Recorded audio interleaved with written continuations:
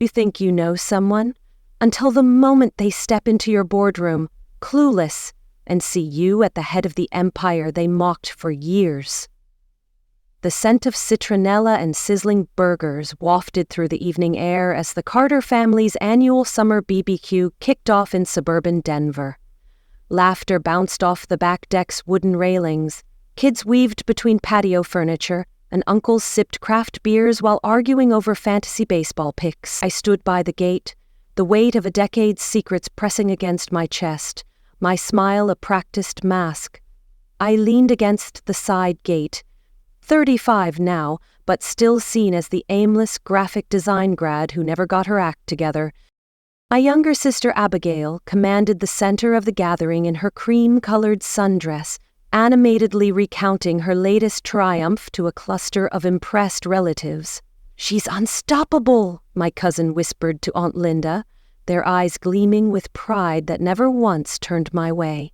"Abigail just wrapped up her dual MBA at Stanford and Northwestern," my mom declared, loud enough for everyone, including me, to hear. "She's been fielding offers from Fortune 100 firms. That girl's going places." She beamed like she'd orchestrated every milestone of Abigail's life. "Unlike some people," Mom added under her breath, her eyes flicking to me with a pitying smirk. I sipped my iced tea and braced for the inevitable jab. "Meanwhile," she continued, her tone sharpening, "some of us still can't pick a path. Right, Sarah?" "Oh, let her be Diane," Dad interjected, his voice dripping with false sympathy. "Not everyone's cut out for the fast track." I arched an eyebrow but stayed silent. Across the deck, my dad chuckled as he flipped a burger on the grill. "Still messin' with that side hustle of yours?" he asked. "What was it again? Cloud something or other?" He laughed, not cruelly, but with the usual dismissiveness. "Maybe one day you'll surprise us, Sarah," he said, winking at Abigail, who stifled a giggle. I traced my finger along the condensation on my glass, thinking about the 8:00 a.m. boardroom meeting tomorrow, the one where we'd finalize the acquisition of Preston & Sons and unveil our expanded leadership team, the one where I, founder and CEO of Nexus Solutions, would greenlight the deal. "Something like that," I muttered, letting it pass. But inside, I was counting the hours until their smug assumptions would shatter. Just then, Abigail clapped her hands to grab everyone's attention. "Guess what? I've got a huge interview tomorrow with Nexus Solutions. They reached out personally. It's one of the top data analytics firms in the nation." Cheers and congratulations erupted instantly. My Aunt Linda hurried over with a glass of Pinot Grigio. "That's incredible, Abigail. I read a piece about their founder. Brilliant woman, completely self-made. She's a mystery, though," Linda added, lowering her voice. "No one knows her real story. Bet she's ruthless." My dad nodded approvingly. "Their standards are sky-high. They don't hire just anyone." I stifled a laugh, picturing the curated candidate shortlist from HR sitting in my inbox, Abigail's resume among them. I could almost hear her polished answers, rehearsed to perfection but hollow under scrutiny. She had no clue that the company she'd been raving about for months was mine, that I'd built Nexus Solutions from my one-bedroom apartment in Boulder 12 years ago, that while she climbed ladders others laid out for her, I'd carved my own. "What role are you interviewing for?" I asked, keeping my tone casual. Her eyes gleamed. "Lead data strategist." "Can you believe it? That's basically C-suite adjacent. It's a game changer," she boasted, tossing her hair. "I'll be running circles around their execs in no time." "Oh," I replied, smiling into my glass.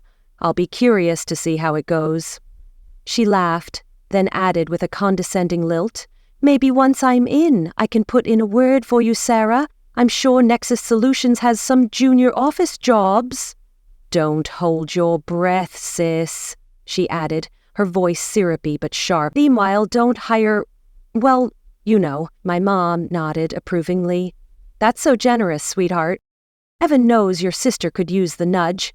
She trailed off, waving vaguely at me.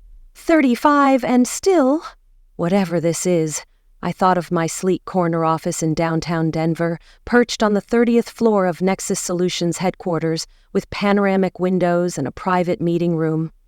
I thought of the Inc. profile last month that named me one of tech's most influential women, though it used my professional alias, Ellen, and a shadowed photo to preserve my anonymity. I'd spent years dodging their judgment, letting their barbs fuel my drive. But tomorrow the mask would come off. I'd spent the last 12 years building Nexus Solutions in the background. By choice, I knew this moment would come eventually. "That's sweet of you," I said, my voice steady, almost amused. "Good luck tomorrow." Abigail smirked, flicking an imaginary speck off her polished nails.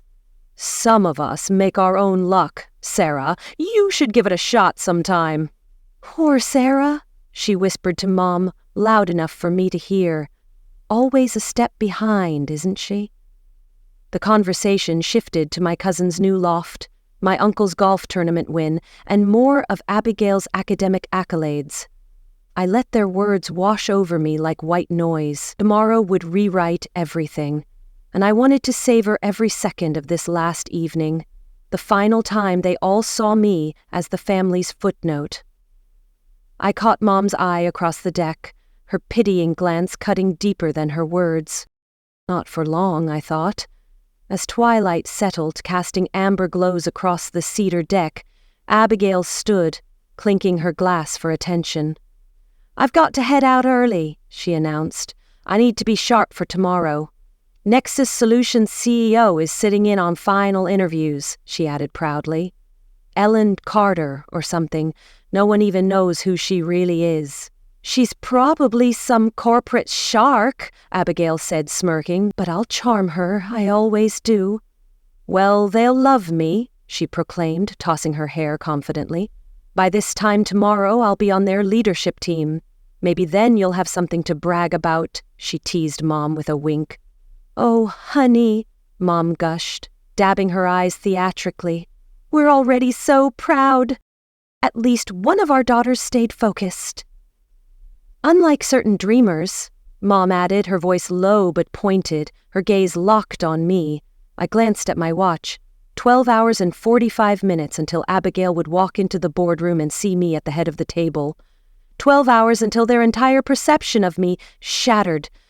I could already picture her face. Shock, then denial, then the slow burn of humiliation. I grabbed my purse, mumbling something about an early client call. "Oh, right, your little freelance thing," Mom dismissed. "Don't forget to PayPal your share of your dad's anniversary gift. Abigail already covered most of it, as usual." "Always picking up your slack," Abigail muttered, rolling her eyes. I nodded without responding. They didn't need to know my freelance thing had cleared 9 figures in revenue last quarter. Let them hold on to their assumptions. I slid into the driver's seat of the nondescript blue sedan I used for family gatherings, leaving my silver Porsche Cayenne tucked safely in the underground garage downtown. As I gripped the wheel, a quiet resolve settled over me. This was the last time I'd hide who I was. As I backed out of the driveway, Abigail's voice rang out one last time across the lawn, bold and certain. "Tomorrow, everything changes." "For you, maybe," I whispered to myself, a faint smile curling my lips. "But for me, it's just another day at the top." She was right, just not in the way she imagined. If you want to see Abigail's face when she realizes who's sitting across the interview table, make sure you hit subscribe, because trust me, you won't want to miss what happens next. What a shame, can't even land a real job. I smiled faintly, picturing the polished chrome nameplate on my desk. Ellen Carter, Chief Executive Officer, Nexus Solutions. Tomorrow, Abigail would learn exactly what a real job looked like and why she'd never have one at my company. The thought sent a thrill through me, sharp and electric, as I drove into the night. By 6:00 IEMA, I was already in my corner office overlooking the Rocky Mountains, dawn painting golden streaks across the skyline. The city sprawled below, a testament to ambition, and I stood at its pinnacle, ready to claim my moment. The soft hum of early morning servers booting up was strangely soothing. I'd built this from nothing, and today it would come full circle. The tailored navy Armani suit felt less like style and more like armor. I adjusted my cufflinks, each one engraved with the Nexus logo, a silent reminder of every sleepless night that got me here. As I reviewed the agenda, my executive assistant, Kayla, knocked softly and stepped in. "Your sister's interview is set for 8 o'clock. I am in sharp," she said, handing me a thin folder. "She's already in the lobby. Showed up 20 minutes early. Punctual. That's a first." "She's nervous," Kayla added, smirking. "Keeps checking her reflection in the glass doors." I raised an eyebrow. "She's also tweeting about it. Future exec at Nexus Solutions." Her words. "Marketing flagged it. She's even told reception she's going to revolutionize the place once she's hired." "Revolutionize?" I repeated, a dry laugh escaping. "She'll be lucky to survive the first round." I suppressed a chuckle. "Has she now?" I opened the folder. On paper, Abigail was impeccable. Dual degrees, stellar recommendations, glossy internships. But I knew the truth. Internships secured through Dad's old college buddy, endorsements from our uncle's consulting firm, a curated resume draped in designer sheen. Every line screamed privilege, not grit, and I'd built Nexus on the latter. "The board's curious why you're personally handling this one," Kayla added with a grin. "Quality assurance," I said simply, standing. "How many interviews before mine?" "2, she replied. "All prepped. They'll ask the tough questions." "Good," I said, my voice steel. "Let's see how she handles pressure when Daddy's not there to pull strings." By 8:00 a.m., I stood behind the one-way glass on the executive floor, watching Abigail stride into the conference room. Tailored Gucci blazer, Louboutin pumps, an aura of entitlement. She greeted the first interviewer like she was doing them a favor. Her smile was all teeth, but I could see the cracks, nervous flicks of her wrist, a too-tight grip on her portfolio. Over the next 90 minutes, I watched her facade crack. Every rehearsed response faltered, every shallow credential was dissected, every presumed achievement questioned. By the second interviewer, her voice trembled, and I felt a flicker of pity, then remembered her smirk from last night. By the time she reached my interview, her eyes were weary, her voice shaky, her smile visibly strained. She looked like a boxer after 10 rounds, battered but too proud to quit. "Send her in," I told Kayla. Abigail stepped into my office, trying to mask her awe as she took in the floor-to-ceiling windows, curated sculptures, and the quiet authority of the space. Her eyes lingered on the framed Forbes cover in the corner, my silhouette unmistakable but still a stranger to her. My back was to her, chair facing the mountain view. "Please, take a seat, Miss Carter," I said, my voice calm and crisp. She sat, folding her hands. "Thank you for seeing me, Miss Carter. I know how valuable your time is." "I'm sure you do," I said, letting a hint of irony creep into my tone. I turned slowly, letting the moment linger. "Actually," I said, meeting her gaze, "it's Miss Carter, Sarah Ellen Carter." The color drained from her face as the truth hit. The name on the building, the initials in the press releases, the sister she'd mocked for years. "Sarah," she whispered, her polished composure crumbling as her mouth fell open. "No," she gasped, shaking her head. "This can't be right. You're nobody." Whatever scripted answers she'd prepared vanished. "This doesn't add up," she stammered. "You're just a gig worker." "That's what Mom said." "Mom said a lot of things," I replied, my voice icy. "None of them true." "Am I?" I gestured to the wall behind me, lined with awards, patents, and framed Fast Company covers hailing Nexus Solutions as a leading AI-driven analytics firm in the West. "I built this company from the ground up, while you and Mom scoffed at my side hustle. While you flaunted your MBA, I was closing deals with global conglomerates. Every time Dad called me a dreamer, I was onboarding Fortune 50 clients. Every jab, every laugh, every poor Sarah, I turned it into fuel, I said, leaning forward. What did you do with your silver spoon, Abigail? You deceived us, she said, her voice breaking with disbelief. You lied. Lied, I shot back, my eyes narrowing. I gave you every chance to ask, to care. You chose to laugh instead. No, Abigail, I replied evenly. You all deceived yourselves. You were so convinced I was a failure, you never once asked what I was actually doing. I picked up my phone, opened my banking app, and showed her the anniversary gift payment Mom mentioned. I just sent my share. 7 figures. To me, it's pocket change. Look at it, I said, holding the screen closer. That's what fixalia looks like, Abigail. Tears brimmed in her eyes. Angry, humiliated tears. So what now? You're going to humiliate me? Tell everyone? Humiliate you, I said, my voice low and dangerous.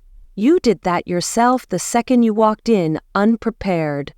I shook my head. I don't need to. Your interview today spoke for itself. 4 senior VPs independently recommended against hiring you. Overconfident, shallow, unprepared, entitled. You thought charm would be enough, I added, my words cutting. This isn't Dad's golf club. This is my empire. You set me up. Set you up. I laughed, cold and sharp. I gave you a shot you didn't earn, and you still blew it. I gave you what you wanted, an interview with the CEO. It's not my fault you weren't ready. I stood, smoothing my suit. I suggest you look elsewhere, Abigail, and maybe build some real experience, something beyond Instagram flexes and Dad's country club contacts. Because here, we value substance, I said, my gaze unrelenting. And you, sister, have none. She rose shakily, her designer heels now clumsy, her outfit more costume than command. Do Mom and Dad know? Oh, they'll know, I said, a bitter smile flickering, and they'll hate me for it. But that's their problem now. They will, I said, stepping toward the door. I'm sure you'll tell them all about meeting Ellen. I pressed the intercom. Kayla, please escort Miss Carter out and cancel my lunch with the family. I've got a board meeting to prep for. And make sure she doesn't touch anything on her way out, I added, my voice firm. Yes, ma'am, Kayla replied. As the door closed, I heard Abigail's voice crack in the hallway, followed by stifled sobs. Not the triumphant exit she'd envisioned. I turned back to the window, the city glittering below, and felt a weight lift. The truth was out, and I was free. Within an hour, my phone lit up with family texts. Mom first. What kind of stunt is this? Abigail's heartbroken. Then Dad. How dare you embarrass your sister? We've raised you better. You call this family? Mom's next text read, You've torn us apart, Sarah. I stared at the screen, exhaled, and set it face down. They finally knew who I was. They just didn't realize I'd stopped caring about their approval years ago. Their anger felt distant, like static from a radio I'd already turned off. I sent one reply to the family group chat. You raised me to succeed. Congrats. You did. Now maybe you'll see what real success looks like. And don't bother calling, I added before hitting send. I'm busy running an empire. Then I powered off my phone and turned to what mattered, running a multi-billion-dollar tech firm that had reshaped an industry while they were busy ridiculing me. Let them grapple with their new reality. I wasn't slowing down for their discomfort. I'd spent too long in their shadow, and now the light was mine. In the months that followed, the family dynamic shifted palpably. Calls, when they happened, were tense. The casual jabs and backhanded comments about my gig were gone, replaced by awkward pauses, strained smiles during virtual holidays, and an uneasy silence that lingered like dust. Mom tried to play peacemaker once, her voice trembling on a call. Sarah, Can't we just move past this? I hung up. Abigail landed a mid-level analyst role at a small consulting firm across town. No prestigious title, no corner office. Just a standard job earned the hard way. I heard she cried when she signed the offer, realizing her dreams of glory were dead. Mom and Dad stopped hosting their weekly barbecues. Maybe it was guilt. Maybe they didn't know how to navigate a world where the daughter they'd underestimated now ran the empire they'd once mocked. Or maybe they couldn't face the neighbors, who'd all read the headlines by now. But the moment that sealed it came 4 months later. Forbes published a feature titled "The Quiet Titan," how one woman built a billion-dollar empire while her family saw failure. My face was on the cover, sharp suit, Nexus Solutions headquarters in the background. No shadows, no ambiguity, just me. The headline burned into my memory. A vindication I hadn't known I needed. I had 12 copies overnighted to each family member's doorstep. No note, no message, just the magazine, just the truth. I imagined Mom's hands trembling as she opened it, Dad's jaw tightening as he read my name. The article chronicled my journey from scraping by in a tiny Boulder apartment to founding one of the most innovative AI analytics firms in the U.S. It detailed the milestones, the unseen sacrifices, the relentless drive they never noticed or bothered to ask about. It quoted a former professor. Sarah was always a force, quiet but unstoppable. Her family never saw it coming. The closing line read, "Sometimes success doesn't need to scream. Sometimes it just signs the contracts." And honestly, that was enough. I didn't need their applause or their acknowledgement. I'd built something real, something enduring, something they couldn't diminish. And every time I signed a new deal, I felt their doubts dissolve into nothing. Let them tell their neighbors. Let them rewrite their stories to save face. Let them pretend they always knew. Meanwhile, I'd be at Nexus Solutions, overseeing our expansion into Asia, securing 3 new enterprise contracts, and mentoring the next wave of women in tech. I was no longer their punchline. I was their reckoning. Success had spoken for itself, and for me, and I had no plans to lower the volume. Not now, not ever. If you've ever been underestimated by the people who were supposed to believe in you most, I see you. I spent years being called too flaky, too creative, too adrift. While my sister soaked up praise, I was the family's punchline. But I didn't fight back with arguments or validation chasing. I built something undeniable, something they couldn't ignore, no matter how hard they tried. And every tear I shed in silence became a brick in the empire I stand on today. And now, after all the silence, I'm sharing my story, not out of spite, but to remind you, your worth isn't tied to how others perceive you, it's tied to how you see yourself.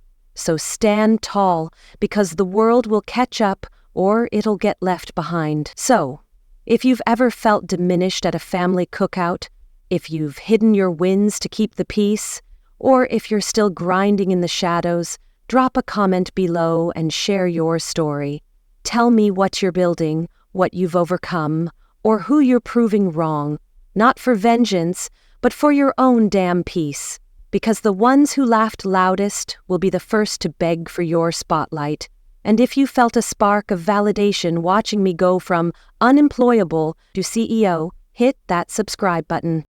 Not just for more stories like mine, but to join a community that cuts through the noise and sees quiet resilience for what it is. Strength. We're not here to beg for applause. We're here to build legacies. Let them laugh. Let them doubt. We'll keep building, because sometimes the best way to win is in silence, until your name's on the skyline, and when it is, they'll wish they'd seen you coming. Before you go, how's your day been? Really, I want to know. Got a small victory you're proud of? Or maybe you're pushing through something tough. Drop it in the comments, I read them all. This channel isn't just about success stories, it's about real people doing real work even when no one's watching. Let's celebrate the quiet wins, because those are the ones that echo the loudest.